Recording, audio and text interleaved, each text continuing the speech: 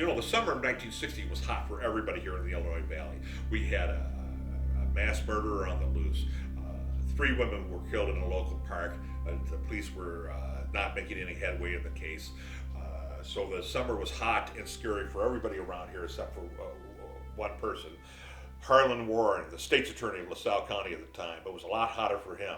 We know now state's attorneys' jobs are not to play detective. We don't vote them into office to be Columbo or Sherlock Holmes. We vote them in to take the arrestee and the evidence from law enforcement agencies and try the cases in court, win the cases in court for us. They're not supposed to solve the cases, but Harlan Warren was a proud man.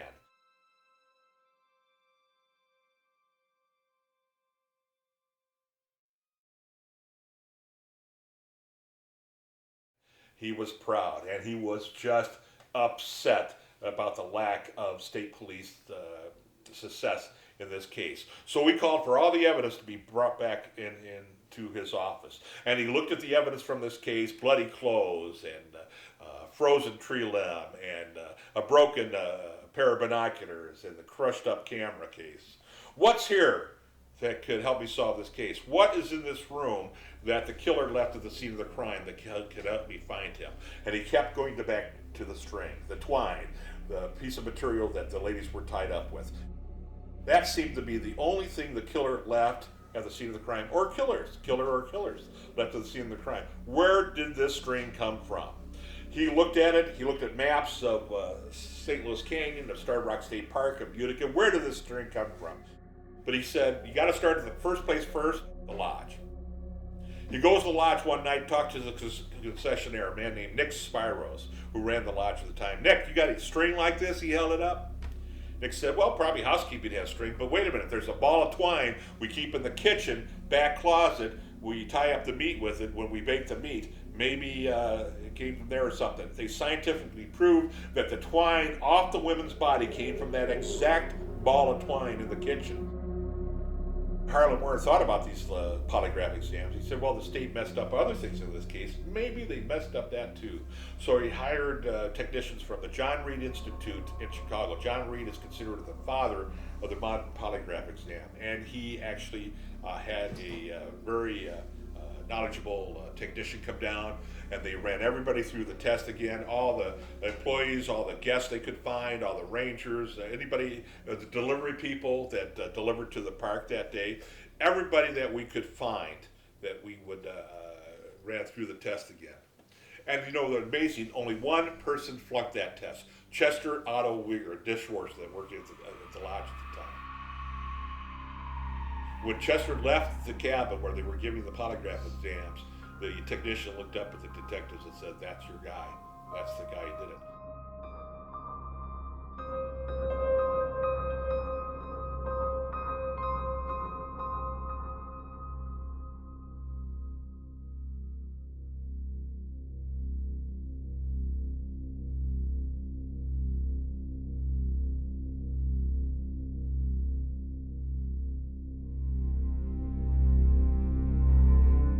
So, just as it is in modern times, back in 1960, you cannot use polygraph exams as any form of prosecution. You can only use it as a focus of an investigation. That's what they did.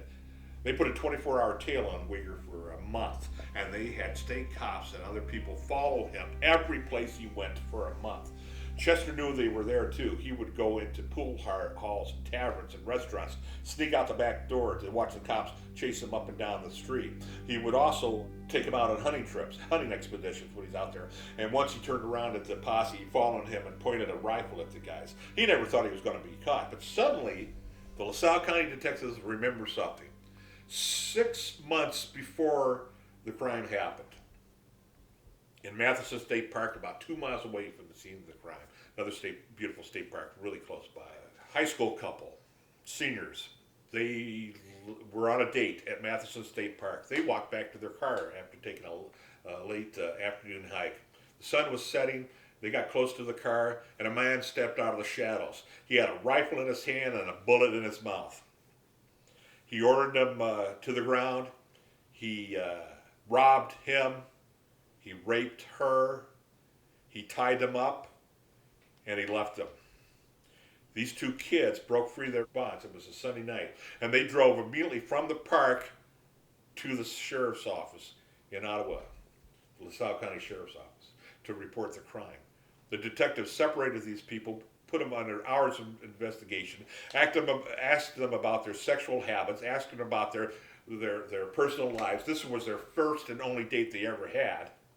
And in the middle of the investigation, they stopped and said, "Get out, we don't believe you.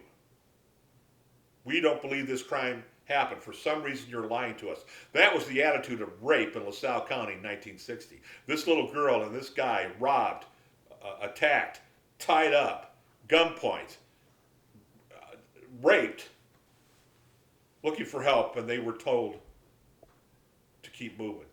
They were kicked out of the sheriff's office. About a year later, they thought about these kids. Tied up in a park, robbed in a park. They had a suspect. They went down with a picture of Chester Weir to the girl's house. They mixed it up with a bunch of other mugshots that they had, threw them out on the table. She screams at the sight of Chester Weir photograph.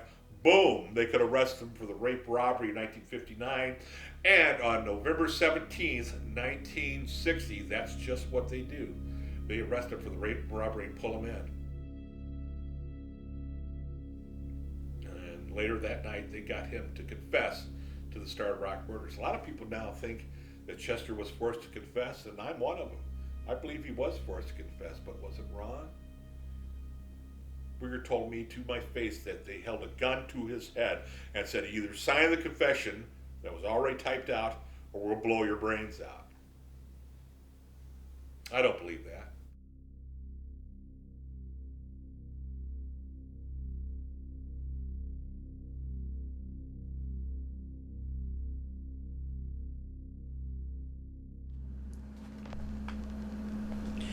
Go ahead and take a seat over here.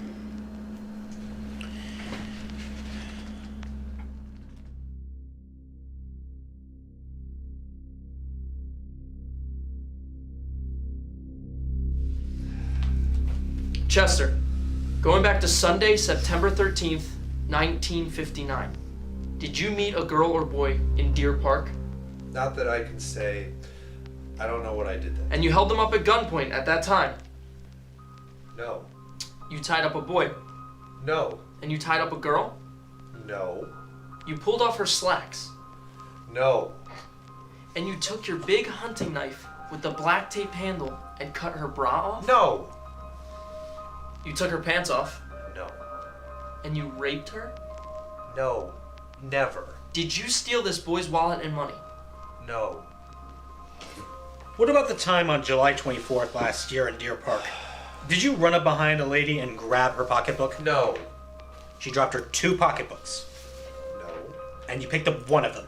No. And she took the other and hit you over the head with it? No. There was $10 in that one pocketbook. No. And her set of keys? No. And you didn't throw those keys by the railroad tracks in Oglesby? No, I didn't. You're positive of that? Yes, I am positive. Chester, going back to 1952, did you have an episode down there on Hillside with a girl? Yes. And this is where you attempted to or did rape her?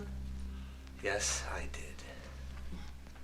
You were how old at that time? I was 12 or 13. I'm not sure. I was in the 7th or 8th grade. And how old was she? He was younger than me. I couldn't say for sure. She was just a little girl? I don't know. I can't remember, okay? I don't remember. I don't know. Did you deny that at first, or did you admit it? Yes, I denied it at first. I didn't actually know what the cops were talking about as far as that goes. Did you have blood over your clothes after that, Chester? Yes. The blood was from what? Me, her, I don't know. Didn't that take place before the end of school? The school season? I don't remember. Now, Chester, were you in St. Louis Canyon the day of the murders? No. You were not. I was not. Are you positive of that? Yes, I am positive.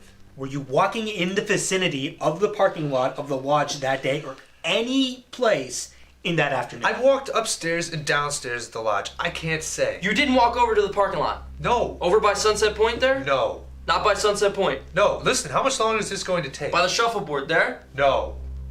Did you go near the footbridge that is near the highway leading up to the lodge? No. I wasn't. Did you see these 3 women that Monday afternoon? No. You never talked to them. No, sir. Did you make a habit of talking to strangers, Chester? No. Did you ever take any of the guests for a ride around the park? I seldom drove. No, I never did. You never went up to any of the guests and struck up a conversation with them. No, I didn't.